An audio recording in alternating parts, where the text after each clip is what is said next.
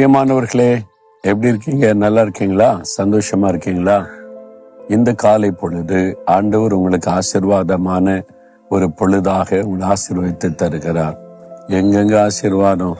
நம்பினவங்கெல்லாம் கைவிட்டுட்டாங்க. எல்லாம் கைவிடப்பட்ட நிலைமையில நான் நின்று கொண்டு இருக்கிறேன்.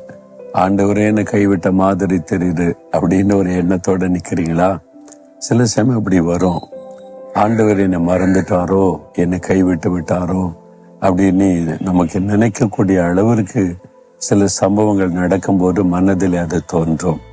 அந்த மாதிரி ஒரு சூழ்நிலையில நீங்க நின்று கொண்டிருக்கலாம். ஆண்டவர் கூட என்னை கைவிட்டுட்டார் அப்படின்னு சொல்லி. இல்ல, ஆண்டவர் என்ன சொல்ல தெரியுமா? இயேசு 54:7 இமை பொழுது உன்னை கைவிட்டேன். கைவிட்டது உண்மைதான். ஆனா எவ்வளவு நேரம் தெரியுமா? அப்படி கண்ணை இமைச்சு பாருங்க, அவ்வளவுதான். கண்ணை இமைச்சு பாரு, இமை பொழுது, அவ்வளவுதான். ஆனால் என்னுடைய உருக்கமான இரக்கங்களால் உன்னை நான் சேர்த்து கொள்ளுவேன். உன்மேல நான் இரக்கமா இருக்கிறேன். ஆண்டவர் இமை பொழுது கைவிட்டார்னா அதுக்கு சில காரணம் இருக்கும்.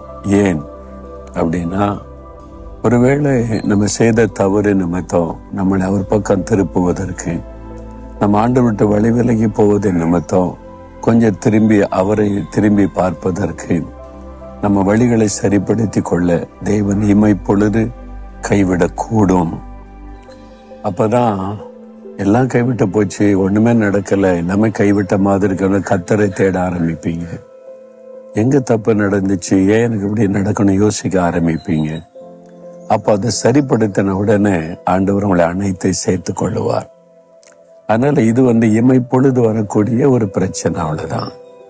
இன்னைக்கு நீ சந்தித்து கொண்டிருக்கிற போராட்டம், நெருக்கம், அது ஒரு சின்ன காரியம், கொஞ்ச நேரம், அவ்வளவுதான். அது கடந்து போயிடும். இமை பொழுதுதான்.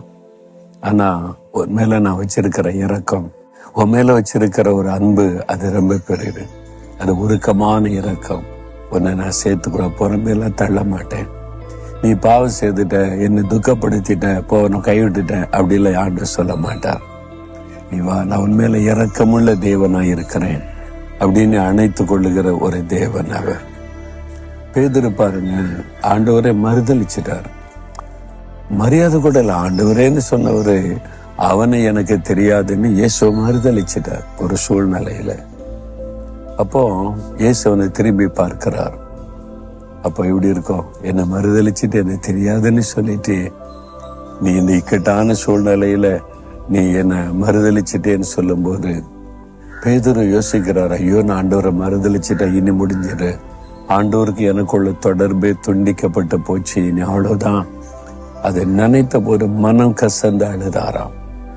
வசனம் சொல்லுது, மனம் கசந்து அழு, ஐயோ நான் இந்த தப்பை பண்ணிட்டேனே, என் ஆண்டோடைய உள்ளத்தை துக்கப்படுத்திட்டேனே, இனிமே அவ்வளவுதான், எப்படி ஆண்டோடைய முகத்துல விழிப்பேன்னு சொல்லி இனிமே ஆண்டவர் என்னை கைவிட்டுருவாரு, என்னை தேட மாட்டான்னு நினைச்சார். ஆனா இயேசு பேதுருவை தேடி வந்து பேசுகிறார். பிரத்யேகமா அவரை சந்தித்து பேசுகிறார். அவருக்கு நீ பொறுப்புகளை எல்லாம் தருகிறார். இமை பொழுது கைவிட்ட மாதிரி தெரியும், ஆனா கைவிடுவதில்லை. சில சமயம் ஆண்டவர் கையை விட்டுருவாரு. நீங்க எழுத்துக்கிட்டே இருக்கீங்கல்ல, ஆண்டவர் கையை பிடிச்சு நீங்க எழுப்பீங்கல்ல, இங்கதான் போகணும், இப்படிதான் செய்யணும், இப்படிதான் ஆண்டவர் என்ன ஆண்டவர் விட்டுருவார். சரிப்பா நீ போ அப்படின்னு. ஆரம்பத்துல நல்லா தான் தெரியும், ஆண்டவரே இல்லாம நம்ம இஷ்டப்படி செய்யறது. அப்புறம் தான் தெரியும் நஷ்டம், இழப்பு, வேதனை, நெருக்கம் வரும்போது, ஐயோ ஆண்டவர் கையை விட்டுட்டனே, அதனால எனக்கு பாதிப்பு, ஆண்டவர் என்னை கைவிட்டுட்டாரே. அதை உணர்ந்த மனம் திரும்பின உடனே அவருடைய இறக்க நம்ம அணைத்து கொள்ளும். அதே மாதிரி தான் இன்னைக்கு ஆண்டவர் சொல்றார், ஆண்டவரும் என்னை மறந்துட்டாரோ, கைவிட்டுட்டாரோ நீ கலங்கி நிக்கிறீங்கல்ல, உங்களோட தான் பேசுகிறார். நான் எப்படி உன்னை மறப்பேன், எப்படி உன்னை கைவிடுவேன்? உனக்காகத்தானே நான் சிலுவையில கைவிடப்பட்டவராய் தொங்கினேன். என் தேவனே, என் தேவனே, ஏன் என்னை கைவிட்டீர் என்று இந்த பிரச்சனை, இந்த ஃபீலிங், இந்த கஷ்டத்தை நான் உணர்ந்து கொள்ளும்படி சிலுவையில கைவிடப்பட்டவராய் நான் தொங்கினேனே. உன்னுடைய உள்ளத்தின் காயம், வேதனை எனக்கு தெரியும். நீ வா, நான் உருக்கமான இரக்கத்தோடு உனக்காய் காத்திருக்கிறேன்னு சொல்லுகிறார். இன்னைக்கு அவருடைய கரத்துக்குள்ள வந்துருங்க. ஆண்டவர் உங்களை அணைத்து கொள்ளுவார். ஆண்டவரே, இமை பொழுதுதான் என்னை கைவிட்டீர், ஆனால் உங்களுடைய இரக்கம் பெரிது, என்னை சேர்த்து கொள்ளுகிறேன், என்னுடைய மார்போடு அணைத்துக் கொள்ளும். உம்முடைய சமூகத்தில் என்ன அர்ப்பணிக்கிறேன். உம்மை இல்லாம எனக்கு வேறு ஆறுதலும் இல்லை, வேறொரு கதியும் இல்லை. நீங்க தான் ஆண்டவரே. உம்முடைய சமூகத்தில் என்ன ஒப்பு கொடுக்கிறேன். இயேசுவின் நாமத்தில் ஆமேன், ஆமேன்.